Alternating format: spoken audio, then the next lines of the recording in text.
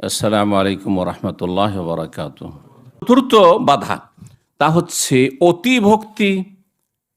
কারো অতি ভক্তি, আমি একটা কথা অনেক আগে থেকে বলি সবাইকে, যে যদি দুনিয়ার ক্ষেত্রে অতি ভক্তি দেখেন তো আমাদের দেশে একটা প্রবাদ আছে, চোরের লক্ষণ। আর ধর্মের ক্ষেত্রে, ইমান ইসলামের ক্ষেত্রে যদি দেখেন খুব অতি ভক্তি, একজনের সে সালাম করছে, সালাম আলাইকুম হুজুর কেমন আছেন, হ্যাঁ হ্যাঁ, আর তো অনেকে এসে সেজদায় ঝুঁকেই যাচ্ছে একবারে, অতি ভক্তি করছে না, করছে না? অতি ভক্তি বেদাতির লক্ষণ। ভালো করে শোনেন, অতি ভক্তি বেদাতির লক্ষণ। ভালো করে শুনবেন, আমার ভক্তি যতটা নবী শিখিয়েছেন, মোসাফা করবেন এক হাত, আবার দুই হাত কেন, আবার ঝুঁকিয়ে কেন, আবার বুকে হাত কেন ফিরাচ্ছেন আপনি, এগুলো অতি ভক্তি, এগুলো বেদাতির লক্ষণ। ভালো করে শুনে রাখেন। তো বলছিলাম, অতি ভক্তির কারণে কাউকে আপনি এত বেশি ভক্তি করেছেন যে অন্য কেউ যতই দলিল বলুক মানবেনই না, আপনি শুনবেনই না। জি। তারপরে কোন ব্যক্তির পক্ষ নেওয়া অন্ধভাবে, যেটাকে বলা হয় গোঁড়ামি, তাআসসুব, অন্ধভক্তি, অন্ধভাবে পক্ষ আগে থেকে আপনি রেডি, আমি এই তরিকাতে আছি, ছাড়বো না, আমি চিস্তিয়া তরিকা ছেড়ে আমাকে যদি বলে কাল আল্লাহ, আমি কিছুই মানবো না। আমার সেন্টারে একজন নতুন ছেলে এসেছে, অনেক আগের কথা বলছি, দেখি যে বড় ধার্মিক, 5 টাইম নামাজ পড়ে, কিন্তু বুঝতে পারছি সে কোন একটা পীরের মুরিদ আছে, ওর চেহারা আর চলাফেরা তার ওইসব দেখে বুঝতে পারছি। 15-20 বছর আগের ঘটনা। তো 2-4 দিন পরে ওর সাথে একটু পরিচয় করে তারপরে বললাম যে ইসলামিক সেন্টার আসেন। এই কথা শুনতে দেখি খুব ভয় পায়, জানা, খুব ভয়ে ভীত সন্ত্রস্ত। তারপরেও তার সাথে একটু ফ্রি হওয়ার চেষ্টা করলাম। তারপরে তাকে কয়েকদিন কথা বলার পর একদিন বলছে যে শেখ, আমি হচ্ছে অমুক পীরের মুরিদ, তো আমার জন্য কি ইসলামিক সেন্টারে যে শিক্ষা নেওয়া জায়েজ হবে? বুঝতে পারছেন? তার ওরা শিখিয়েছে যে এই যে তরিকা ধরেছে, আমার তরিকা না, অন্য কোনো তরিকা যাবে না। আর ইসলামে কয় তরিকা আছে? ইসলামের তরিকা একটা না দুটা? হ্যাঁ, একটা না? তো একটি তরিকা, সেটা মোহাম্মদী তরিকা, যেই তরিকা দিয়ে আপনাকে আমাকে সবকে দাফন বিসমিল্লাহ ওয়া আলা মিল্লাতে রাসূলিল্লাহ। মিল্লত মানে তরিকা, বুঝা গেছে না? আর এই মিল্লত সম্পর্কে জিজ্ঞাসা করা হবে, মা দিন ওকা, তোমার দিন সম্পর্কে কোন জায়গায় আছে জিজ্ঞাসা করা হবে।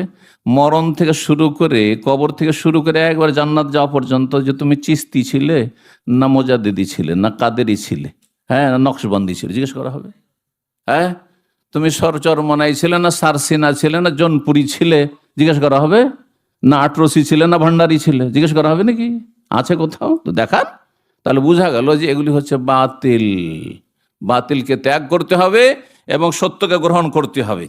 কখনো কখনো নাম ধরে বলার প্রয়োজন না হইলে বুঝবেন যে হ্যাঁ, আয়াত আর হাদিসই শুনলাম, কিন্তু আমরা সব আপন তরিকাতে ঠিকই আছি। এসব তরিকা নেই আসলে।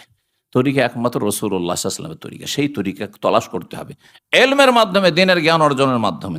সম্মানিত ভাতৃমণ্ডলী, বলছিলাম যে অতি ভক্তি, দেখেন যারা মযহাবী গোঁড়ামি করে, একজন ইমামকে আকাশে উঠিয়ে দিয়েছে, আর বাকি 3 জনের খবর নেওয়ার প্রয়োজন নেই। যদি বলে ইমাম শাফি বলেছেন, ইমাম আবু হানিফা বলেছেন, বা ইমাম মালিক বলেছেন, কোনো পরোয়া নেই, কারণ আমার ইমাম ওরা না।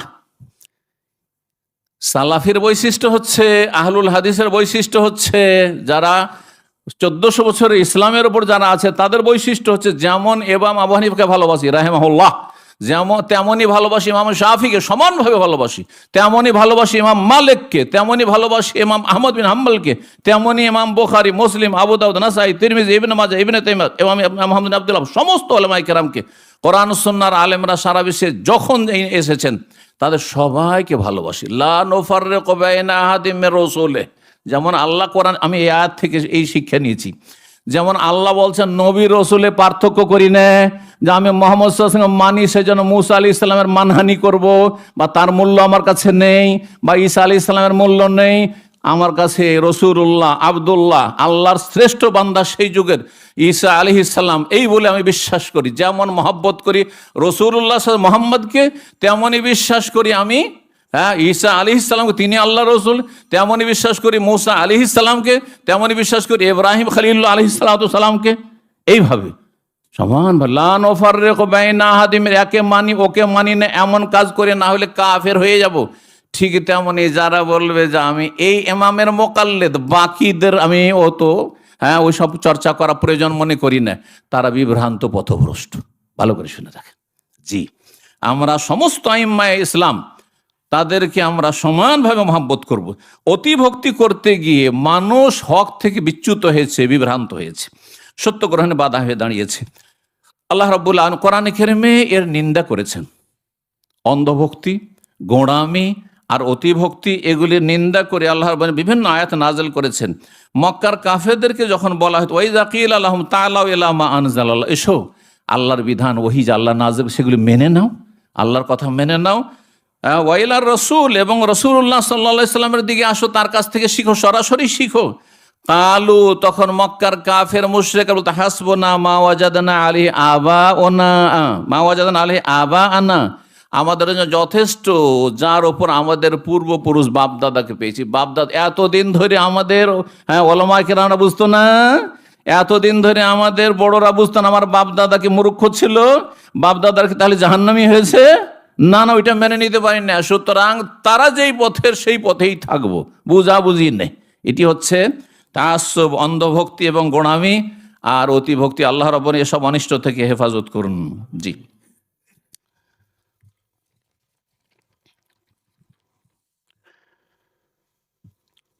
কয়টি বললাম? 4টি শুধু বলা হয়েছে, সময় চলে যাচ্ছে, সুতরাং সংক্ষেপ করার চেষ্টা করি। আল্লাহ সূরা আহজাবে ইরশাদ করছেন, অতি ভক্তির কারণে একজনকে এত বেশি ভক্তি করেছেন যেই ভক্তি নিন্দনীয়, পছন্দনীয় নয়, আর আরেকজনের মানহানি হচ্ছে। এই সম্পর্কে কঠিন শাস্তির সম্মুখীন হতে হবে। রব ইরশাদ করছে, রব্বানা ইন্না আতানা সাদাতানা ওয়া কুবরানা ফাদাল্লুনা সাবিলা। জাহান্নামে যখন জাহান্নামীরা যাবে, যারা অতি ভক্তির কারণে বিভ্রান্ত হয়েছে জান্নাতের রাস্তা থেকে, তাওহীদ সুন্নাত থেকে, শিরক বিদআতে লিপ্ত হয়েছে, তারা জাহান্নামে যখন যাবে তখন তারা বলবে, আল্লাহ রব্বানা ইন্না আতানা সাদাতানা, আল্লাহ আমাদের বড়দেরকে আমরা মেনেছিলাম, ওয়া কুবরানা, বুজরুগানের দিনকে আমরা সম্মান করেছিলাম, তাদেরকে মনে করি তারা নির্ভুল। তারা আমাদেরকে বলেছিল মাজারে গেলে আল্লাহর ওলির কাছে পাওয়া যায়, তারা পীরের মুরিদ হলে তারা একা যাবে না, জান্নাতে নিয়ে যাবে। এইসব কথা আমরা মেনেছি। ফাদাল্লুনা সাবিলা, কিন্তু তারা তো আমাদেরকে জান্নাতের রাস্তা থেকে বিভ্রান্ত গোমরাহ করেছে। রব্বানা, সুতরাং আল্লাহ আমাদেরকে তো জাহান্নামে থাকতেই হচ্ছে, উপায় তো নেই, কিন্তু যারা আমাদেরকে পথভ্রষ্ট করেছে, বেদাতি মোল্লা, এই পথভ্রষ্টরা, এই ভণ্ড পীরেরা, রব্বানা আতিহিম দিফাইন মিনাল আযাব, এদেরকে আল্লাহ দ্বিগুণ আযাব দাও, ডবল শাস্তি দাও আল্লাহ রাব্বুল আলামিন। এইভাবে আল্লাহর কাছে দরখাস্ত করবে জাহান্নামী যারা গোমরাহ হয়েছে। তো ওয়াল আনহুম লানান কাবীর, এবং তাদেরকে মহা অভিসম্পদ করো, বড় লানত করো। আল্লাহ তোমার রহমত থেকে দূর করে দাও আমাদের চাইতে বেশি, যারা আমাদেরকে বিভ্রান্ত করে জাহান্নামের পথে নিয়ে এসছে। সুতরাং এমন আক্ষেপ যেন না করতে হয়। এখনো কোরআন সুন্নাহর দিকে ফিরে আসেন, দলিলের দিকে ফিরে আসেন, এবং শিরক বিদআত মুক্ত হন, ব্যক্তি পূজা মুক্তি হন, অতিভক্তি থেকে মুক্ত হন। আল্লাহ রাব্বুল আলামিন যেন বুঝার তৌফিক দান করেন। 5 নম্বর বাধা সত্য গ্রহণ, তা হচ্ছে মান সম্মান নিয়ে চিন্তা করা। মান সম্মান নিয়ে, ইজ্জতের বিষয়। এতদিন এ শিখিয়ে আসলাম, এখন যদি বলি এর বিপরীতটা, তো মানুষের কাছে মান সম্মান থাকবে? যেমন আমাদের সমাজে এক যুগে আশারি মাতুরিদি মতবাদ শিখিয়ে এসছে, আর হলুলি আকিদা। আল্লাহ সব জায়গায়, আল্লাহ সর্বত্র বিরাজমান, আল্লাহ সব কিছুতে বিরাজমান, আল্লাহ নিরাকার, আল্লাহর চেহারা নেই। আল্লাহ চেহারা মানে সত্তা, কোরআনে আছে ওয়ায়াবকা ওয়াজহু রাব্বিকা, ওয়াজহুন মানে চেহারা হয়, কিন্তু ওর মানে হচ্ছে সত্তা। তারপরে আল্লাহর হাতের কথা হচ্ছে না, আল্লাহর হাত না, তাবারাকাল্লাযী বিয়াদিহিল মুলকু বাল ইয়াদাহু মাবসুত, আল্লাহর 2 হাত উন্মুক্ত। আল্লাহ 2 হাতের কথা বলেছেন। বলছেন না, হাত মানে কুদরত, আল্লাহর কুদরতি হাত, কুদরতি পা। শোনেন না আজকাল বড় বড় বক্তাদের কাছ থেকে, আল্লাহর কুদরতি পা, আল্লাহর কুদরতি হাত, এগুলি হচ্ছে গুমরাহি। জি, তো এইরকম কথাবার্তা দীর্ঘদিন শিখিয়ে এসছে, আর এগুলির ওপর মানুষ হয়েছে, বয়স 50-60 হয়ে গেছে, তারপরে যদি সঠিকটা বুঝেও নেই, কিন্তু তখন একটা সত্য গ্রহণে বাধা। কি করে বলবো এখন যে এতদিন আমরা ভুলের ওপর ছিলাম? মান সম্মান থাকবে, সব নষ্ট হয়ে যাবে। কোনো একজন বড় আলেম বাংলা ভাষী, আজকে 30 বছর আগের কথা বলছি, তিনি তার তাফসিরে লিখেছেন আল্লাহ নিরাকার। সূরা 3-এর তাফসীর অনুবাদ করে বিদাতি তাফসীর থেকে অনুবাদ করেছেন আশারি মাতুরিদি আল্লাহ নিরাকার, নিঃসন্দেহে আল্লাহ নিরাকার, এই শব্দটি রয়েছে, বাক্যটি রয়েছে। তো তাকিয়ে আমাদের কোরআন সুন্নাহর কিছু সালেফে আলেমরা দেখা করে বললেন যে আল্লাহ রাব্বুল কোরআন কারীমের এই আয়াতগুলির অপব্যাখ্যা কেন করছেন? আল্লাহর চেহারার কথা রয়েছে, আল্লাহর হাতের কথা রয়েছে, আল্লাহ রাব্বুল আলামিনের চোখের কথা রয়েছে, ওয়ালে তুসনা আলা আইনি। হ্যাঁ, তো তখন বলছে কথা তো তোমার ঠিকই, বা আপনাদের তো ঠিকই, কিন্তু এতদিন যে আমরা সারা জীবন শিখিয়ে এলাম এর বিপরীত বললে মানুষে কি বলবে? হ্যাঁ, মানুষে কি বলবে আমাদেরকে? মানুষে যে জুতা মারবে আমাদেরকে, মানুষের কাছে মান সম্মান থাকবে। এই যে মান সম্মানের কারণে অনেক সময় ফিরে আসেন। আজকাল কিছু বক্তারা হ্যাঁ ভুল ভাল বলে দিচ্ছে, আর তারপরে যদি বলে এরকম কেন কথা বললেন, এটা তো খারেজিদের কথা হয়ে গেল, মুসলিমদের বিভিন্ন পাপের কারণে ওকে আপনি তাকফিরি হয়ে কাফের বানিয়ে দিলেন। বলছেন না না না, ওইটা আসলে উদ্দেশ্য ছিল না, ডানে বামে ঘুরিয়ে পেঁচিয়ে নিজেরটাকে ঠিক রাখার চেষ্টা করে। শুনেছেন, হয়তো খেয়াল করেছেন এইরকম স্বভাব কেন? আল্লাহ বলছেন এই রোগ হচ্ছে ইজ্জতের মসলা, মান সম্মানের ব্যাপার। আল্লাহ বলছেন সূরা বাকারা 206 নম্বর আয়াত, ওয়াইজা কিলা লাহুম ইত্তাকিল্লাহ, ওয়াইজা কিলা লাহু ইত্তাকিল্লাহ, যখন তাকে বলা হয়, একজন বিভ্রান্ত ব্যক্তিকে, নিজে বিভ্রান্ত অথবা অন্য কাউকে বিভ্রান্ত করছে নিজের বিভ্রান্তির সাথে, আল্লাহকে ভয় করো আর সঠিক পথে ফিরে আসো, তো আখাযাতুল ইজ্জাতু বিল ইসমে, ইজ্জতের কারণে মান সম্মান রক্ষা করতে গিয়ে সে গুনার উপরে থেকে যায়, গুনাহ ছাড়তে চায় না। আর একটি উদাহরণ দিই তাহলে আরো ভালো করে বুঝবেন। অনেক বেনামাজি আছে, চলেন ভাই নামাজ পড়ে আসি, যান আপনার কাজ করেন, আর বলবেন না আমাকে, যান আপনার কাজ আপনি করেন, আমার কাজ আমি করব। শুনেছেন এরকম? বহু এরকম দেখা যায়। যখন দেখা যায় একজন নামাজি লোক দুর্বল আর বেনামাজিরা সবল, হ্যাঁ, তারাই হচ্ছে সংখ্যাগরিষ্ঠ মেজরিটি, তখন এই ধরনের শয়তানি কথাবার্তা তারা বলে। কেন? কারণ মানুষ সম্মান, আরে তুমি আমাকে পাঠ পড়াইতে এসছো, তুমি আমাকে নামাজের কথা বলতে এসছো, না আর বলবেন আমাকে। এই যে আখাযাতুল ইজ্জাতু বিল ইসম, এই মান সম্মানের জন্য সে জাহান্নামে চলে, ফাহাসবুহু জাহান্নাম, আল্লাহ বলছেন তার জন্য জাহান্নাম যথেষ্ট, তার জন্য জাহান্নাম যথেষ্ট। 7 নম্বর সত্য গ্রহণে বাধা, সেটি হচ্ছে মুনাফিকি।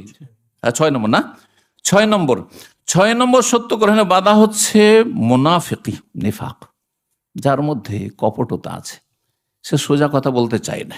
মুনাফিক কে হয়?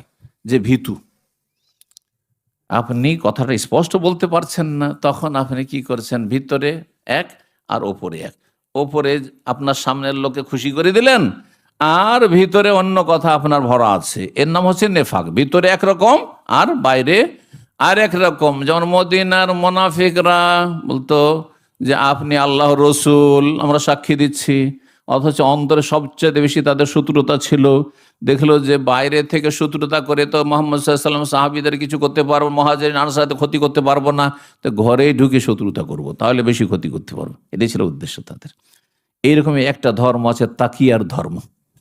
হ্যাঁ, একদল পথভ্রষ্টদের একটি তাকিয়ার ধর্ম আছে, মানে আপনার বিপরীত আকীদায় যারা, তাদের সামনে আপনি সমস্ত মিথ্যা বলতে পারেন, তাদের কাছে নাকি মিথ্যা বলা সওয়াবের কাজ। তাকে মানে মিথ্যা বলা সওয়াবের কাজ। আমি নাম বলতে চাইছি না, কিন্তু এমনও মুসলিম, কথিত মুসলিম আছে যারা মিথ্যা বলাকে নেকির কাজ মনে করে, হ্যাঁ, অন্যকে ধোঁকা দেওয়ার জন্য, প্রতারিত করার জন্য এবং অন্যের ক্ষতি করার জন্য। জি, এটি হচ্ছে তাকিয়ার ধর্ম। এই তাকিয়ার ধর্মে আপনাদের সাথে আমাদের সব একতা ঘোষণা করছি, আর আপনাদের সাথে আমাদের কোনো দ্বিমত নেই, আপনারা যা বলছেন তা নিচ্ছি, কিন্তু যখন তাদের আপনজনের কাছে যায় তখন বলছে না, এদের কথা বাদ দাও, হ্যাঁ, এদেরকে আমাদের স্বার্থের জন্য যাতে আমরা তাদের সাপোর্টটা পেয়ে যাই, হ্যাঁ, তাদের সমর্থনটা পেয়ে যাই, সেই জন্যই করছি। জি, তো এই হচ্ছে নেফাক বা তাকিয়া। মুনাফিকি যদি থাকে তাহলে এটি বড় বাধা। মুনাফিক একজন হেদায়েত হয় না, ক্লিয়ার লোক হেদায়েত হয় হ্যাঁ, না হয় না। না করলেন আপনি হককে, তো আপনি কাফের হয়ে গেলেন, আর হ্যাঁ করলেন তো আপনি জান্নাতের রাস্তা, মুমিন মুসলিম হয়ে জান্নাতের রাস্তা ধরে নিলেন। আর ভিতরে নাপাকি ভরা আছে, আর ভিতরে অবিশ্বাস কুফরি ভরা আছে, আর ওপরে বলছেন হ্যাঁ, এই লোক কখনো হেদায়েত হবে না, কারণ সুবিধা সন্ধানী, সুযোগের সন্ধানী, যার ফলে মুনাফিকির কারণে মানুষ কি হয়, হক থেকে বিচ্যুত হয়ে যায়। রব্বুল আলামিন কোরআনে কারিমে সূরা নিসার আয়াত নম্বর 61 ইরশাদ করেছেন, ওয়াইদা কিলা লাহুম তাআলাউ ইলা মা আনজালাল্লাহ, যখন তাদেরকে বলা হয়েছিল যে আসো আল্লাহর বিধান যা নাজেল করেছেন সেটা মেনে নাও, ওয়াইলার রাসূল, রাসূলের কাছে তোমরা বিচার ফয়সালা নাও, মুনাফিকদেরকে বলা হয়েছে রাআইতাল মুনাফিকিনা, হে নবী তখন তুমি তাদেরকে দেখবে মুনাফিকদেরকে, ইয়াসুদ্দুন আনকা সুদুদা, তোমার থেকে তারা, আর নবী হচ্ছেন হক, নবীর কথা হচ্ছে হক, নবী থেকে তারা কি হয়ে যাবে, বাধাগ্রস্ত হবে, মানে নবীর কথা নেবে না, সাদরে গ্রহণ করবে না। ইয়াসুদ্দুন আনকা সুদুদা। 7 নম্বর সত্য গ্রহণে বাধা, সেটি হচ্ছে রাগ। মানুষ যদি খুব বেশি রেগে যায় তো নিজের ব্যালেন্স ঠিক রাখতে পারে না, যার ফলে সে হিতাহিত জ্ঞান হারিয়ে ফেলে, অথবা রাগের কারণে সে নিজেকে স্বাভাবিক অবস্থায় রাখতে পারে না। যখন স্বাভাবিক অবস্থায় রাখতে পারে না তখন সত্য গ্রহণে বাধা হয়ে যায়, সত্য গ্রহণে বাধা হয়ে যায়। এই মর্মে একটি হাদিস শোনায়, এতক্ষণ তো আয়াতি শোনাইলাম, একটি হাদিস শোনাই। সহিহ বুখারীতে হাদিসটি রয়েছে, নবী সাল্লাল্লাহু আলাইহি সাল্লামের সামনে 2 জন ব্যক্তি ঝগড়া শুরু করেছে। তাহলে সাহাবাদের মধ্যে মাঝে মধ্যে কখনো তর্ক ঝগড়া হইতো, কিন্তু সীমিত আকারে, 1-2টা ঘটনা কখনো হইতো। ইস্তাব্বা রাজুলান ইনদান নবী সাল্লাল্লাহু, নবী সাল্লাল্লাহু আলাইহি ওয়াসাল্লামের সামনে 2 জন এক অপরকে গালাগালি শুরু করেছে। ওয়া নাহানু ইনদাহু জুলুসুন, সাহাবায়ে কেরামগণ বলছেন, বর্ণনাকারী, যে আমরা নবী সাল্লাল্লাহু আলাইহি ওয়াসাল্লামের মজলিসে সে সময় বসে আছি। ওয়া আহাদুহুমা ইয়াসুব্বু সাহিব, একজন আরেকজনকে গালমন্দ করছে, মুগযিবান, বড়ই রাগান্বিত হয়ে রেগে, ওয়াকাদ ইহমাররা ওয়াজহু, রাগের চোটে তার চেহারা একবারে লাল হয়ে গেছে, রেগে লাল হয়ে গেছে। ফাকালান নবী সাল্লাল্লাহু আলাইহি ওয়াসাল্লাম, তখন নবী সাল্লাল্লাহু আলাইহি ওয়াসাল্লাম চিকিৎসা বলছেন, রাগের চিকিৎসা, আমার একটা লেকচার আছে রাগের চিকিৎসা, রাগকে কেমন করে আপনি ঠান্ডা করবেন। জি, তো নবী সাল্লাল্লাহু আলাইহি ওয়াসাল্লাম তখন বলেন, ইন্নী লা আ'লামু কালিমাতান লাউ ক্বালাহা, আমি একটা শুধু ওয়ার্ড, বাক্য জানি, যদি এই কথাটি এই লোকেরা যে বেশি রেগে গেছে একজন আরেকজনের ওপর যদি বলে নেয়, লা যাহাবা আনহু মা ইয়াজিদু, তাহলে এক্ষুনি তার এই রাগ ঠান্ডা হয়ে যাবে এবং রাগ দূর হয়ে যাবে। আর এই রাগের প্রতিক্রিয়া দেখাবে না। কি সেটি? লাউ ক্বালা আউযু বিল্লাহি মিনাশ শাইতানির রাজিম, যদি সে কি বলে, আউযু বিল্লাহি মিনাশ শাইতানির রাজিম। রাগ যদি উঠে যায়, স্বামী স্ত্রী তো অনেকে রাগারাগি করেন, আপনারা প্রথম কথা রাখবেন না। প্রথম কথা কি? রাখবেনই না। সবচেয়ে ভালো মানুষ, রাখবেন না। রাগ একেবারে শেষ, একেবারে এমন কিছু হয়েছে তখন তাও হালকা রাখবেন, তাড়াতাড়ি পড়ে যাবেন, এটা সবচেয়ে ভালো মানুষ। অনেক দেরিতে রাখবেন আর তাড়াতাড়ি পড়ে যাবেন, ঠান্ডা করে দেবেন, এটা সবচেয়ে ভালো মানুষ। রাগ মানুষের থাকতে পারে, কিন্তু ওই রকম রাগ। তো যাই হোক, নবী সাল্লাল্লাহু আলাইহি ওয়াসাল্লাম আউযু বিল্লাহি মিনাশ শাইতানির রাজিম বললেন নাই, তখন লোকেরা গিয়ে ওই লোকটিকে বলছে, নবী সাল্লাল্লাহু আলাইহি ওয়াসাল্লাম বললেন, শুনলে নবী সাল্লাল্লাহু আলাইহি ওয়াসাল্লাম তোমাকে বলছেন যে তুমি আউযু বিল্লাহি মিনাশ শাইতানির রাজিম পড়ে নাও, কারণ শয়তান তোমাকে রাগান্বিত করেছে, শয়তান তোমাকে প্ররোচিত করেছে, শয়তান তোমাকে এই অবস্থা তোমার তৈরি করেছে, পরিস্থিতি তৈরি করেছে। তুমি শুনলে তুমি আউযু বিল্লাহ পড়ে নাও, আল্লাহর কাছে আশ্রয় কামনা করো শয়তান অনিষ্ট থেকে। তখন সে রাগ বরদাস্ত করতে পারছে না, এমনকি নবী সাল্লাল্লাহু আলাইহি ওয়াসাল্লাম কথারও মূল্যায়ন করছে না। কি বলছে? ইন্নী লাস্তু বিমাজনুন, আমি পাগল নই। আমি কি পাগল যে আউযু বিল্লাহি মিনাশ শাইতানির রাজিম পড়বো? বুঝতে পারছেন না? অথচ রাসূলুল্লাহ সাল্লাল্লাহু আলাইহি ওয়াসাল্লাম কথা, রাসূলের কথাই হচ্ছে শরিয়া, রাসূলের কথাই হচ্ছে শরীয়ত। নবী যেটা বলেছেন সেটা আল্লাহর কথা। মান ইউতির রাসূলা ওয়া মান ইউতির রাসূলা ফাকাদ আতা আল্লাহ, যে রাসূলকে মানবে সে আল্লাহকে মানলো। জি, মানার ক্ষেত্রে রাসূলুল্লাহ সাল্লাল্লাহু আলাইহি ওয়াসাল্লাম মানলে আল্লাহকে মানা হয়, কিন্তু রাসূলকে সিজদা করলে অনেক এখানে গুমরা হয়ে যায়। মানা আর সিজদা করাকে এক করে দিয়ে জাহান্নামে চলে যায়, পথভ্রষ্ট হয়ে যায়।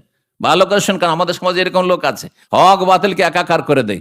রাসূলুল্লাহ সাল্লাল্লাহু আলাইহি ওয়াসাল্লাম মানা ছাড়া আল্লাহকে মানা হবে না, রাসূলুল্লাহ সাল্লাল্লাহু আলাইহি ওয়াসাল্লামকে মানতে হবে না, কোরআনের কথাও মানতে হবে এবং হাদিস শরীফের কথাও মানতে হবে, সহিহ হাদিস হলে। তাহলে আল্লাহকে মানা হবে। আপনি যদি বলেন যে ওই যে যারা হাদিস অমান্যকারী, হাদিস অস্বীকারী, তারা কাফের হয়ে গেছে, কিসের কারণে? আমরা কোরআন মানবো, হাদিস মানবো না। কোরআন দিয়ে নামাজ পড়ে দেখান তো দেখি, কোরআন দিয়ে রোজা রেখে দেখান তো দেখি, কোরআন দিয়ে আজান দিয়ে দেখান তো দেখি কোথায় আজান আছে। হ্যাঁ, কোরআন দিয়ে উজু করে দেখান তো দেখি। কোনো কিছু করতে পারবেন না, কোনো মাসলা বিস্তারিত কোরআনে কারিমে পাবেন না, ইল্লা মাশাআল্লাহ হয়তো সামান্য কিছু পাবেন আপনি। সবগুলি সংক্ষেপে সংক্ষেপে মূল বিষয়গুলি কোরআনে কারিমে রয়েছে, বিশদ বিবরণ রাসূলুল্লাহ সাল্লাল্লাহু আলাইহি ওয়াসাল্লাম রয়েছে। কিন্তু রসুলকে মানলে আল্লাহকে মানা হয়, এর সাথে আমাদের দেশে অজ্ঞতার কারণে এক শ্রেণীর লোকেরা শিরকে লিপ্ত হয়। আরে রসুলকে সেজদা করলেও তো আল্লাহকে সেজদা করা হয়, রসুলকে ডাকলেও তো আল্লাহকে ডাকা হয়, ইয়া রাসূল মাদাদ ইয়া রাসূল আল্লাহ। হ্যাঁ, মসজিদে নববীতে গিয়ে কবরের কাছে মাদাদ ইয়া রাসূল যদি বলেন এটা কেন করেছে, বলছে রসুলের কাছে চাইলাম আল্লাহর কাছ থেকে নিয়ে দেবেন, এটা হটলাইন। হ্যাঁ, তাহলে পেয়ে যাবো, আর আমি ডাইরেক্ট চাইলে পাবো না, বুঝছেন না। আমি যখন মদিনার ছাত্র ছিলাম, কিছু কিছু ঘটনা মাঝে মাঝে বলছি এই জন্য, যাতে করে আপনাদের মানে শুধু কোরআন হাদিসের কথা শুনলে অনেক সময় ঘুম চলে আসে, কারণ শয়তান লেগে থাকে। কোরআন হাদিসের কথা সবচেয়ে ভালো, কিন্তু ওগুলো শুনলে আবার ওই শয়তান ঘুমিয়ে দেয়। হ্যাঁ, তখন ঝিমাইতে শুরু করবেন। তো আসর পরে আমরা মদিনা ইউনিভার্সিটি থেকে লাইন লেগে থাকতো, বাসের ফ্রিতে মসজিদ নববী যেতাম, আর এশা পর্যন্ত লেখাপড়া মসজিদ নববীতে করতে থাকতাম। আর এশা যেমন হলো, এসা পড়া হলো, তখন আবার বাস লেগে আছে চলে আসতাম। আলহামদুলিল্লাহ, এই নিয়ামত মদিনা ইউনিভার্সিটিতে মদিনার ছাত্রদের জন্য রয়েছে, এখনো বহাল আছে। তো বাবুস সালাম দিয়ে ঢুকতে যাচ্ছি, আর একজন ইজিপশিয়ান, কিন্তু সে অজ্ঞ জাহেল, তৌহিদ সুন্নতের জ্ঞান নেই। সেখানেও মাজার পূজা, সেখানে পুরুষের মাজার শুধু নেই, মহিলারও মাজার আছে। বাংলাদেশে মহিলার মাজার হয়তো নেই, তাই না, কিন্তু ভুয়া মাজার আছে। কোনো মৃতদেহ নেই, হয়তো লাশই নেই, এমনি ভুয়া মাজার আছে, মেলা আছে। জি, ভারত, বাংলাদেশ, পাকিস্তান জাল মাজার মেলা আছে। তো সৈয়দা জাইনাবের মাজার, হ্যাঁ, সৈয়দ বদউইর মাজার। তো সেই ব্যক্তি রাসূলুল্লাহ সাল্লাল্লাহু আলাইহি ওয়াসাল্লামকে সালাম করে সেখান থেকে বেরোচ্ছে, তার আগে কত যে শিরক বলেছে, বাবু সালাম দিয়ে আবার বেরোচ্ছে। তো বলছে মাদাদ ইয়া রাসূলুল্লাহ, মাদাদ ইয়া রাসূলুল্লাহ, মাদাদ ইয়া রাসূলুল্লাহ, পাগলের মতো চিৎকার করছে আর বলছে। আমি জীবনে প্রথমেই শুনলাম, আশ্চর্য, মসজিদ নববীতে আল্লাহকে না ডেকে সে রসুলকে বলছে মাদাদ, রসুল সাহায্য করেন, ইয়া রাসূলুল্লাহ সাহায্য করেন, মাদাদ ইয়া রাসূলুল্লাহ। কত বড় শিরক, চিন্তা করুন তো দেখি। তো এই জন্য বলছি যে মুসলিম সমাজে অজ্ঞতার কারণে রসুলকে মানলে আল্লাহকে মানা হয়, রসুলের কাছে সাহায্য চাইলে আল্লাহর কাছে সাহায্য চাও। একটি হচ্ছে ইসলাম, আর একটি হচ্ছে শিরক কুফরি। একটিতে আপনি জান্নাত যাবেন, আর একটিতে আপনি জাহান্নামে চলে যাবেন, চিরস্থায়ী জাহান্নামী হবেন। কথা বুঝলেন না, বুঝলেন না? কোনটায় জান্নাত যাবেন, কোনটায় জাহান্নামে যাবেন? যে রসুলকে মানলো সে আল্লাহকে মানলো, এটা হচ্ছে জান্নাতের রাস্তা। আর যে বলবে রসুলের কাছে যে সাহায্য চাইলো সে আল্লাহর কাছে সাহায্য চাইলো, সেটা হচ্ছে জাহান্নামের রাস্তা। রসুল সাহায্য করতে পারলে আগে নিজের সাহায্য করতেন। হ্যাঁ, তাহলে ওহদে তিনি আহত হইতেন না, দাঁত মোবারক শহীদ হইতো না, মাথা জখম হইতো না, তাইফে রক্তাক্ত হইতেন না, এবং তার জীবদ্দশায় একটিও ছেলে সন্তান রাখতে পারলেন না, নাবালক সব মারা যেত না। রাসূলুল্লাহ সাল্লাল্লাহু আলাইহি ওয়াসাল্লামের চোখের সামনে 4 মেয়ের 3 মেয়েই মারা গেল। এমন কেউ আছেন আপনাদের মধ্যে? কেউ চাইবেন যে আমি বেঁচে থাকি আর আমার চোখের সামনে আমার ছেলে মেয়েরা, কচি কাচা আছে বা বড় ছেলে মেয়েরা মারা যাক, আর আমাকে এই ব্যথা বরদাস্ত করতে হয়? কোনো বাবা চাইবেন না, মূর্খ বাবাও চাইবেন না। কথা ঠিক কিনা? তাই নবী সাল্লাল্লাহু আলাইহি ওয়াসাল্লামের যদি ক্ষমতা থাকতো, তাহলে আগে এই ক্ষমতা নিজের ক্ষেত্রে প্রয়োগ করতেন, যে আমার ছেলেগুলোকে মরতে দেব না, আমার মেয়েগুলোকে আমার চোখের সামনে মারা যেতে দেব না, আমার পরে তারা মারা যায়, যাতে আমার কষ্ট না হয়। কথা ঠিক কিনা? হ্যাঁ, কে ভালোবাসেন না? আর সবচেয়ে বেশি ভালোবাসতেন রাসূলুল্লাহ সাল্লাল্লাহু আলাইহি ওয়াসাল্লাম তার ছেলে মেয়েদেরকে, পরিবারকে। এতে কোন সন্দেহ, এটা আমাদের ঈমান। জি, তিনি আমাদের জন্য আদর্শ জীবনের প্রতিটি ক্ষেত্রে। সম্মানিত ভাতৃমণ্ডলী, কথা না বাড়িয়ে এই ব্যক্তি কি করলো, রাগকে বরদাস্ত করতে না পেরে নবীর মানহানি করে বলল, আমি কি পাগল যে আউযুবিল্লাহি মিনাশ শাইতানির রাজিম পড়বো? এর রাগের কারণে সত্য গ্রহণে বাধাগ্রস্ত হয়ে গেল। অথচ রাগটা ঠান্ডা থাকলে, যদি ঠান্ডা মেজাজে থাকতো, তাহলে নবীর কথা নিতে অসুবিধা ছিল সাল্লাল্লাহু আলাইহি ওয়াসাল্লাম। 8 নম্বর সত্য গ্রহণে বাধা হচ্ছে অসৎ সঙ্গী, সঙ্গদোষে লহাভাসে।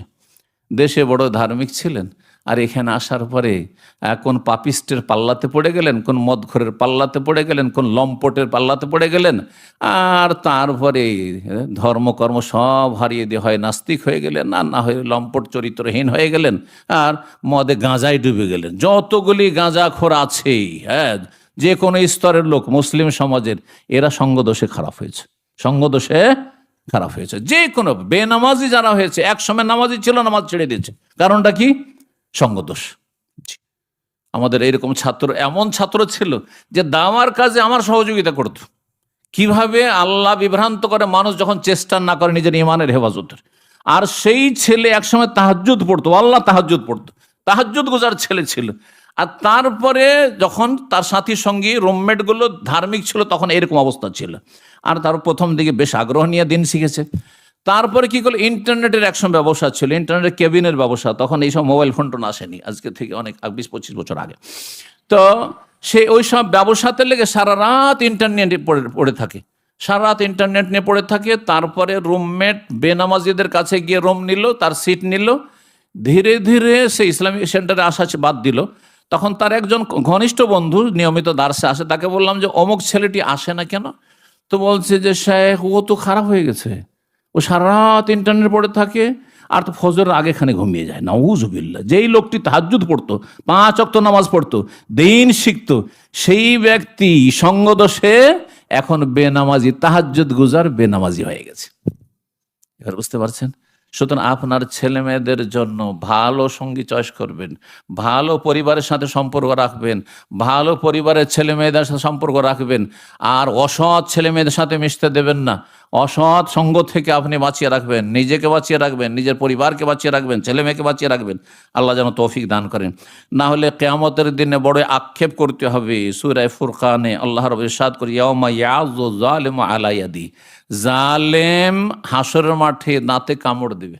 দাঁতে কামড় কেন দেয় জানেন না? এটা আমাদের দেশে হঠাৎ করে দাঁতে কামড় দেয় মানুষ। কি জন্য? আক্ষেপ করে, আফসোস করে। মানুষের আফসোস যদি হয় তো হঠাৎ করে অচেতন অনিচ্ছাকৃত আঙ্গুলটা দাঁতে দেয় মানুষ। এই আক্ষেপ, আফসোস করা। জালেম কি করবে? দাঁতে হাতের আঙ্গুলে কামড় দেবে। ইয়াকুল, আর বলে, ইয়া লাইতানি ইত্তাখাযতু মা রাসূলি সাবিলা, হায় যদি আমি রসুলের রাস্তা ধরতাম সাল্লাল্লাহু আলাইহি ওয়াসাল্লাম। ইয়া ওয়াইলাতা লাইতানি লাম আত্তাখিজ ফুলানান খালিলা, হায় দুর্ভোগ, হায় সর্বনাশ, যদি অমুককে আমার দোস্ত হিসাবে না গ্রহণ করতাম, অমুকের সঙ্গ না ধরতাম তো গাঁজাখোর হইতাম না, অমুকের সঙ্গ না ধরতাম তো মদে আমি আসক্ত হইতাম না, অমুকের সঙ্গ না ধরতাম তাহলে আমি লম্পট এরকম হয়ে চরিত্রহীন হয়ে যেতাম না। আল্লাহ রাব্বুল আলামিন হেফাজত। অমুকের সঙ্গ ধরে আমি চোর হয়ে গেছি, অমুকের সঙ্গ ধরে আমি ডাকাত। যারা চোর, যারা খুনি, যারা ছিনতাইকারী, তার কিভাবে এতে গেছে? অথচ ভালো মানুষের ছেলে ছিল, ভালো পরিবারের, মুসলিম পরিবারের ছেলেরা ছিল, তারা কি করে খারাপ হয়েছে?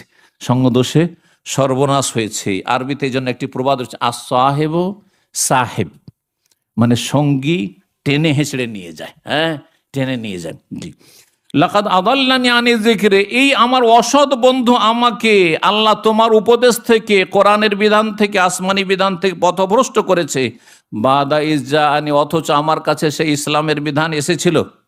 ওয়াকানা শাইতানু লিল ইনসানি খাজুলা, শয়তান মানুষকে লাঞ্ছিত অপদস্থ করে। মানুষ শয়তান অপদস্থ করে, কেউ কাজে আসবে না হাসরের মাঠে আপনার। যার কারণে আপনি খারাপ হয়েছেন সে জাহান্নামে যাবে, আপনাকেও জাহান্নামে যেতে হবে।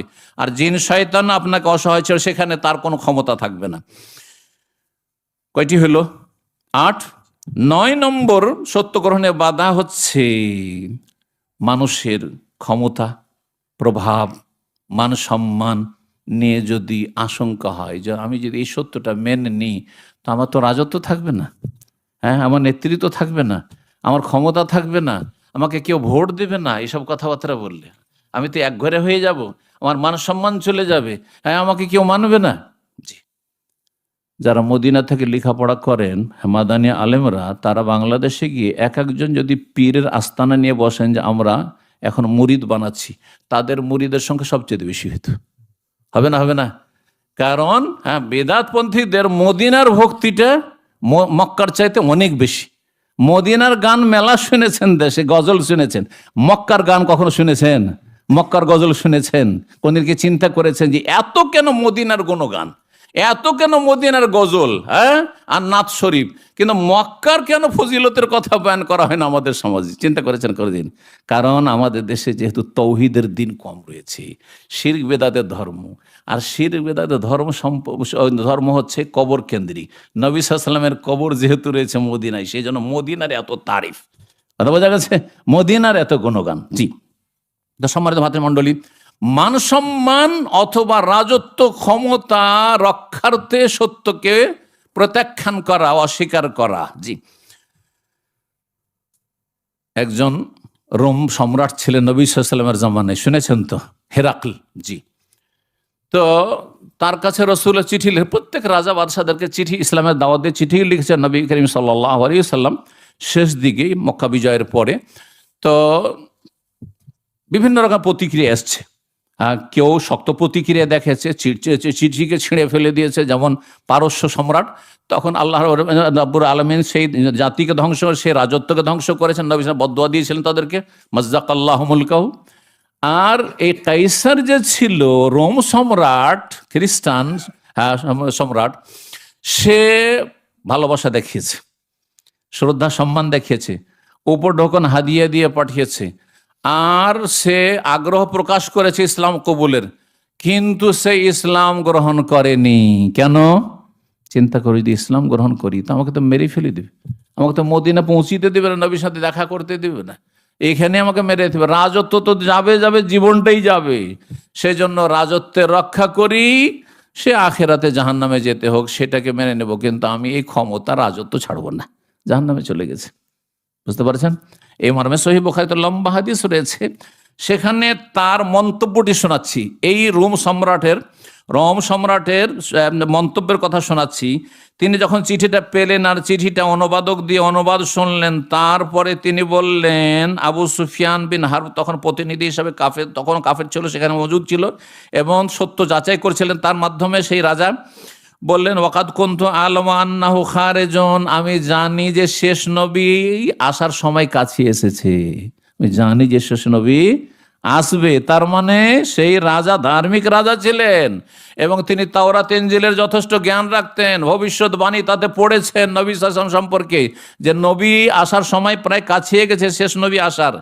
কিন্তু লাম আকুন আযুন্নু আন্নাহু মিনকুম, কিন্তু আমার কল্পনা ছিল না, ধারণা ছিল না যে সে মক্কাতে তোমাদের মাঝে আসবে। আমি তো ভাবছিলাম আমাদের মাঝে শাম দেশে আসবে, বনি ইসরাইলদের মধ্যে আসবে, যে কথাটি একটা আলোচনায় বললাম এর আগে। ফালাউ আন্নি আলাম, তারপরেও আমি বিশ্বাস করি যে তিনি সত্যি নবী, সুতরাং আমি ওই ইহুদিদের মতো হিংসা দেখাই না অথবা অহংকার প্রদর্শন করি না।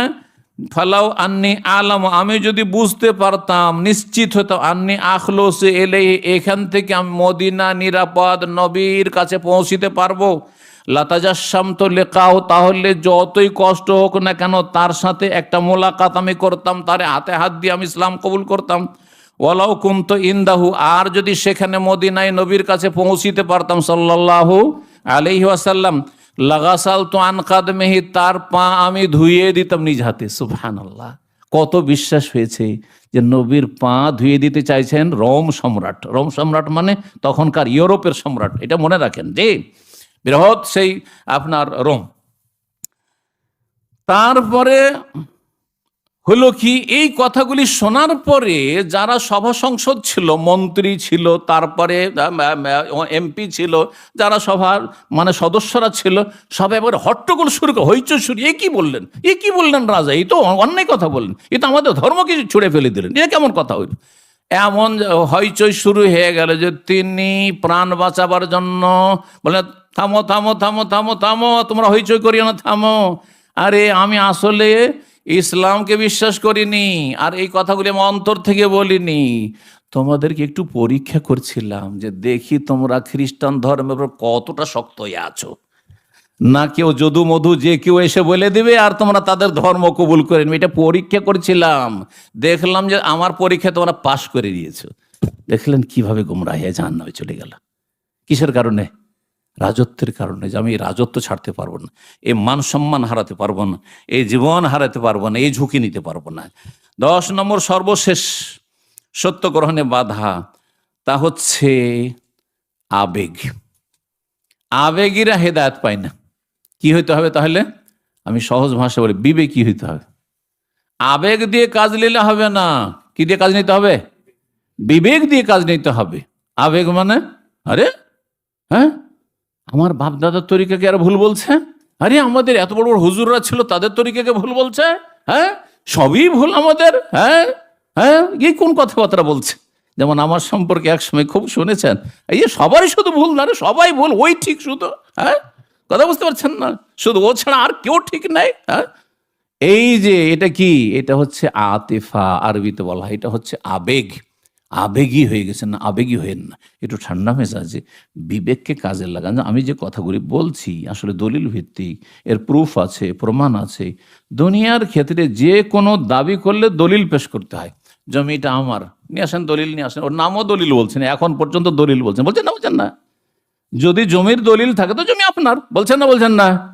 কিন্তু ধর্মের ক্ষেত্রে দলিল নিয়ে আসলে কবুল করবেন না, আপনি বিনা দলিলে বাপদাদার কথা কবুল করবেন। কত অবুঝ, কত অবুঝ মুসলিম, এটা হলে চলবে? তো আবেগ দিয়ে কাজ নিলে হবে না, আবেগী ধর্ম পালন করলে হবে না, বিবেকী ধর্ম। আবেগী ধর্ম হচ্ছে যে বড় বড় স্বপ্ন, যে এটা হচ্ছে বেটার চান্স, মনে হয় আমরা একেবারে ইসলামকে রাষ্ট্রীয় পর্যায়ে কায়েম করেই ফেলে দেবো। এদিকে তৌহিদের খবর নেই, সুন্নতের খবর নেই, সমস্ত বাতিল ফিরকা, সমস্ত বিদাতিদের সবাই কিনে জগা খিচড়ি ঐক্য করতে যাচ্ছেন। এরকম কোনোদিন জগা খিচড়ি ঐক্য হয়েছে? হ্যাঁ, যদি আপনাদের আপোষে অন্তরের বিশ্বাস, একজন বলছেন এইদিকে কিবলা, আর একজন ওইদিকে কিবলা, ওই যাই হোক ভাই, আপনি ওইদিকে কিবলা মনে করেন, আমি এইদিকে কিবলা মনে করছি, কিন্তু আমরা সবাই এক হয়ে যাই, হবে? কখন এক হবেন? একটু পরে ঝগড়া শুরু করে দেবেন, নামাজের সময় আসলে ঝগড়া শুরু হয়ে যাবে, হ্যাঁ হবে না? হবে না? তো ঐক্য হইতে হবে কিসের ভিত্তিতে? ঐক্য হইতে হবে এক আল্লাহর ভিত্তিতে, তাওহীদ লা ইলাহা ইল্লাল্লাহর ভিত্তিতে হয়। ঐক্য হইতে হবে মুহাম্মদ রাসূলুল্লাহর ভিত্তিতে। সহজ কথায়, এক আল্লাহর ইবাদত করবেন, এক রসুলের তরিকায় চলবেন। রসুলের তরিকা কোরআনে পাবেন, না হয় সহিহ হাদিসে পাবে। রসুলের তরিকা শুধু মানুষের বিনা দলিলের কিতাবাদিতে পাবেন না। ধর্মীয় পুস্তক, এ নিয়ামুল কোরআন, তো এ মকসুদুল মোমিনিন, এতে ধর্ম পাবেন না আপনি। ধর্ম পাবেন কোরআনে কারিমে, ধর্ম পাবেন হাদিসে, ধর্ম পাবেন কোরআন সুন্নাহ ভিত্তিক দলিল দিয়ে, রেফারেন্স দিয়ে, বরাত দিয়ে যেসব কিতাবাদিগুলো লেখা হয়েছে অথেন্টিক, তাতে আপনি দিন ধর্ম পাবেন। তো আবেগ দিয়ে কাজ নেবেন না। এই আবেগী হওয়ার কারণেই রাসূলুল্লাহ সাল্লাল্লাহু আলাইহি ওয়াসাল্লামের চাচা হেদায়েত হয়নি। জানেন তো রাসূলুল্লাহ চাচা, যার জন্য সারা জীবন চেষ্টা করেছেন রাসূলুল্লাহ সাল্লাল্লাহু আলাইহি ওয়াসাল্লাম হেদায়েত করার জন্য, কিন্তু তাকে হেদায়েত করতে পারেননি। অথচ সেই ব্যক্তি নবী সাল্লাল্লাহু আলাইহি ওয়াসাল্লামের সবচেয়ে বেশি হিতাকাঙ্ক্ষী ছিল নিজের বংশের ভিতরে। কে সে? আবু তালেব। এই আল্লাহর পরীক্ষা, আল্লাহর হেকমা, যে নবী সাল্লাল্লাহু আলাইহি ওয়াসাল্লামের চাচাগুলি কয়েক ক্যাটাগরি। দুই চাচা মুসলিম হয়েছেন, তাই না? এক চাচা হচ্ছেন হামজা, আর এক চাচা হচ্ছেন আব্বাস। কিন্তু হামজা প্রথম দিকেই ইসলাম গ্রহণ করেছেন, বীর যোদ্ধা, জি, সৈয়দুশ শুহাদা, জি। পক্ষান্তর রাদিয়াল্লাহু তাআলা ওয়ারদা, আব্বাস রাদিয়াল্লাহু তাআলা ইসলাম গ্রহণ করেছেন, কিন্তু একটু গোঁড়ামি করে করে একটু লেট করেছেন, বিলম্ব, আর ধন সম্পদ ছিল, ব্যবসা বাণিজ্য, একটু দেরি হয়েছে, কারণ ওগুলো ওইগুলোর একটা স্বার্থ ছিল কাফেরদের সাথে, দেরি হয়েছে, কিন্তু মেনে নিয়েছেন। আবু তালেব, তার আগে আবু লাহাবের কথা বলি। আবু লাহাব চাচা, আমার দেশের মানুষরা বলে আবু জাহাল চাচা। আবু জাহাল নিজের চাচা না, দূরের আত্মীয় হইতে পারে, কিন্তু আবু লাহাব নবী সাল্লাল্লাহু আলাইহি ওয়াসাল্লামের চাচা, জি। তাব্বাত ইয়াদা আবি লাহাব। আবু লাহাব এমন কাফের যে রাসূলুল্লাহ সাল্লাল্লাহু আলাইহি ওয়াসাল্লাম মক্কার সবচেয়ে বড় কট্টর শত্রু ছিল। মক্কার কোন কাফের নাম ধরে আল্লাহ আয়াত নাযিল করেননি, একমাত্র এই চাচা আবু লাহাব। কত খারাপ মানুষ ছিল তাহলে! কারণ নিজের আত্মীয়, নিকট আত্মীয় যদি কষ্ট দেয়, তাহলে তাতে বেশি কষ্ট হয়, বেশি কষ্ট হয়। পরলোক কষ্ট দিলে অত কষ্ট হয় না, বোঝা গেছে না? এই যে একজন মুসলিমকে যদি কোনো কাফের মারে, অত কষ্ট লাগে না, কিন্তু মুসলিমকে খুন করে, মুসলিমের জুলুম অত্যাচার করে, তখন বড়ই কষ্ট লাগে, লাগে না? লাগে না? আর সেও যদি আপনার নিকট আত্মীয় হয়, আপনার বংশের হয়, আপনার রক্তের হয়। তো এই কট্টর দুশ্মন ছিল এই আবু লাহাব। পক্ষান্তরে আবু তালেব, আবু তালেব কাফের হইল, কোনোদিন নবী সাল্লাল্লাহু আলাইহি ওয়াসাল্লামের সাথে দুশমনি করেনি, বরং কাফেরদের সাথে দুশমনি করেছে এই ভাতিজাকে রক্ষা করার জন্য, ভাতিজার সেফটির জন্য, ভাতিজার সার্বিক নিরাপত্তার জন্য। অতদিন পর্যন্ত নবী সাল্লাল্লাহু আলাইহি ওয়াসাল্লামের গায়ে কেউ হাত দিতে পারেনি যতদিন পর্যন্ত আবু তালেব বেঁচে ছিলেন। কিন্তু ইসলাম যখন কবুলের কথা বলা হয়তো, বাবা এইটা পারছি না, এইটা পারছি না। রোগ ছিল, সত্য গ্রহণে বাধা ছিল একাধিক, তার মধ্যে একটি হচ্ছে আবেগী ধর্ম পালন করা, আর একটি হচ্ছে কি, সেটা হচ্ছে অন্ধভক্তি। বললাম না একটা কারণ, অন্ধভক্তি, অতি ভক্তি, বংশের বাপদাদার অতি ভক্তি, তারপরে গোঁড়ামি। হ্যাঁ, বাপদাদার তরিকা ছেড়ে যাও না, বাপদাদা যেদিকে আছে সেদিকে থাকবো। বাবা তোমার নতুন কথা আমি শুনতে পারছি, তোমাকে ভালোবাসি, তোমার কথাগুলিও ভালো লাগছে, কিন্তু তোমার কথা রাখতে পারছি না। জি, তো এই মর্মে আবু তালেব যদি বিবেক দিয়ে কাজ নিত, যে আমার ভাতিজা কি বলছে একটু ভালো করে বুঝি, আর আমি এই আবেগী হব যে আমার বাপ, আমার আব্দুল মুত্তালিব, তার বাবা হাশেম, আব্দে মনাফ, তারা যেই পথের প্রতি কিছু 360টা মূর্তির পূজা করেছে, সেজন্য আমাকে করতে হবে না। দুনিয়ার ক্ষেত্রে তেমনটা করেন না, কেউ করেন না। দুনিয়ার ক্ষেত্রে আপনাদের অনেকের বাবা কৃষি কাজ করেছে, চাষি ছিল, ছিল না? হ্যাঁ, অনেকের বাবারা একেবারে গ্রামের গরিব মানুষ ছিল, অথবা সাধারণ একজন দেশেই থেকেছে, বিদেশের মুখ দেখেনি, তারপরে দুনিয়া করার জন্য এত দূরে কেন চলে আসছেন? এইটা আবার ভালো বুঝেছেন। কিন্তু যখন ধর্মের কথা বলা হচ্ছে না, বাপদাদা ধর্ম ছাড়বো না, আমার বাপদাদা যেটা করেছে ওই তরিকেরই থাকবো, হ্যাঁ ওই মশলা কি থাকবো, এটা করলে হবে? ওই ক্ষেত্রে আরো বেশি বোঝার চেষ্টা করতে হবে। তো এই আবু তালেব এই গোঁড়ামিও করেছিল, আর আবেগ দিয়ে কাজ নিয়েছিল, বিবেক দিয়ে কাজ নেয়নি। তার ঘটনাটি সংক্ষেপে শোনাই, যদিও সময় শেষ হতে যাচ্ছে। রাসূলুল্লাহ সাল্লাল্লাহু আলাইহি ওয়াসাল্লাম আবু তালেবের ইন্তেকালের দিন সারা জীবন হেদায়েত করতে থাকলেন, কিন্তু হেদায়েত তো হইল না। শেষখানে শেষ চেষ্টা করার জন্য গেলেন, শেষ ইন্তেকালের সময় মজলিসে গিয়ে বসলেন। আগে থেকে দেখছেন আবু জাহাল আগেই অ্যালার্ট হয়ে বসে আছে প্রস্তুত, যাতে করে মুহাম্মদ সাল্লাল্লাহু আলাইহি ওয়াসাল্লাম চাচাকে আবার তার ধর্মে না নিয়ে চলে যেতে পারে। মরার আগেখানে গিয়ে বসে আছে হাজির আবু জাহাল। জি, আরো বড় বড় নেতারা সব কয়েকজন বসে আছে। গিয়ে বললেন আবু তালেব, ইয়া আম্মে, হে সম্মানিত চাচা, কুল লা ইলাহা ইল্লাল্লাহ, শুধু লা ইলাহা ইল্লাল্লাহ বলেন, আল্লাহ ছাড়া কোনো সত্য মাবুদ নেই। আজকালকার আমাদের দেশীয় যদি জিকির উনি বুঝতেন তো জিকির পড়তে অসুবিধা কি? বাপদাদার ধর্ম, মাজার পূজাও ঠিক থাকলো, মূর্তি পূজাও ঠিক থাকলো, লা ইলাহা ইল্লাল্লাহ জিকিরও জপে নিলাম। এই হচ্ছে আমাদের দেশীয় ধর্ম, ঠিক না? জিকিরও করছেন, আবার শিরিকও করছেন, লা ইলাহা ইল্লাল্লাহ খুব পড়ছেন, আর শিরিকও করছেন না। তাদের মাতৃভাষা আরবি ছিল। আবু তালেব ভালো করে বুঝতে পারছিলেন যে লা ইলাহা ইল্লাল্লাহ বলা মানে নিজের হাতে মূর্তিগুলিকে খান খান করে টুকরো করে দেওয়া, ছিন্ন ভিন্ন করে দেওয়া, বাতিল বলে ঘোষণা করা। তাই তিনি বললেন, নবী সাল্লাল্লাহু আলাইহি ওয়াসাল্লাম যখন বলেন লা ইলাহা ইল্লাল্লাহ বলেন, চাচা কালেমাতান আশহাদু লাকা বা ওয়াহাজ্জু লাকা বিহা ইনদাল্লাহ, আল্লাহর কাছে গিয়ে আমি আপনার পক্ষ থেকে বাদ অনুবাদ করব, আল্লাহর সামনে হুজ্জত পেশ করব, দলিল পেশ করব, আমার চাচা মুসলমান হয়েছে, আমার চাচা কালিমা পড়েছে। তো রাসূলুল্লাহ বারবার বলতে থাকলেন, আর ওইদিকে আবু জাহাল বলছে, আতারগাবু আন মিল্লাতি আব্দুল মুত্তালিব, তোমার বাবার তরিকা ছেড়ে দিবে তুমি? হ্যাঁ, তোমার বাবা এত প্রভাবশালী মানুষ ছিল, কাবার মোতাওয়াল্লি ছিল, তার তরিকা বাদ দিবে তুমি? এটা কেমন কথা হইল? আবেগে আঘাত করছে, নক করছে। রাসূলুল্লাহ সাল্লাল্লাহু আলাইহি ওয়াসাল্লাম বারবার করে কালমা পেশ করতে থাকলেন। ওয়ায়াউদান বিতিলকাল মাকালা, আর ওই দুই কাফের বিশেষ নেতা বসেছিল, আবু জাহল আর একজন তার সঙ্গী, তারা বারবার করে বিভ্রান্ত করতে আছে, তার আবেগে আঘাত করছে। হাত্তা কাল আবু তালেব আখির মা কাল্লামাহুম, আবু তালেব শেষখানে বলে উঠল, হুয়া আলা মিল্লাতে আব্দুল মুত্তালিব, বাবারে তোমার কথা রাখতে পারছি না, আমি আমার বাবা আব্দুল মুত্তালিবের মিল্লতের তরিকার উপরই থাকবো। এই বলেই দুনিয়া থেকে চলে গেল। আবা ইয়াকুল লা ইলাহা ইল্লাল্লাহ বলতে রাজি হলো না, জাহান্নামে চলে গেল। সবচাইতে হালকা আযাব জাহান্নামে। এই আবু তালেবকে হবে কিসের জন্য? হালকা কেন হইল? জাহান্নাম মাফ হলো না, কারণ কাফেরকে কখন আল্লাহ জান্নাত দেবেন না। কাফের যে কুফরের অবস্থায়, মুশরিক যে শিরকি বড় শিরকের অবস্থায় মারা যাবে, কখনো আল্লাহ জান্নাত দেবেন না। কিন্তু আযাব হালকা হতে পারে তাদের কিছু ভালো যদি কিছু থাকে। তো এই আবু তালেবের ভালো দিক ছিল যে সারা জীবন রাসূলুল্লাহ সাল্লাল্লাহু আলাইহি সাল্লামের নিরাপত্তার জন্য সর্বাত্মক চেষ্টা করেছে। এই জন্য সবচাইতে হালকা আযাব জাহান্নামে তার হবে। সেই হালকা আযাব কি হবে জানাই আছে আপনাদের? কি? পায়ে একটা স্যান্ডেল দেওয়া হবে আগুনের, ইয়াগলি মিনহুমা দিমাগুহু, তার মাথার মগজ টকবক করে ফুটতে থাকবে। আল্লাহু আকবার। এতে যদি এত কঠিন আযাব হয় তাহলে যারা জাহান্নামে পুরোটা জ্বলবে তাদের কি অবস্থা হবে? আজারান আল্লাহ ওয়া ইয়্যাকুম মিনান নার। আল্লাহ রাব্বুল আলামিন আমাদেরকে জাহান্নামের আযাব থেকে রক্ষা করেন।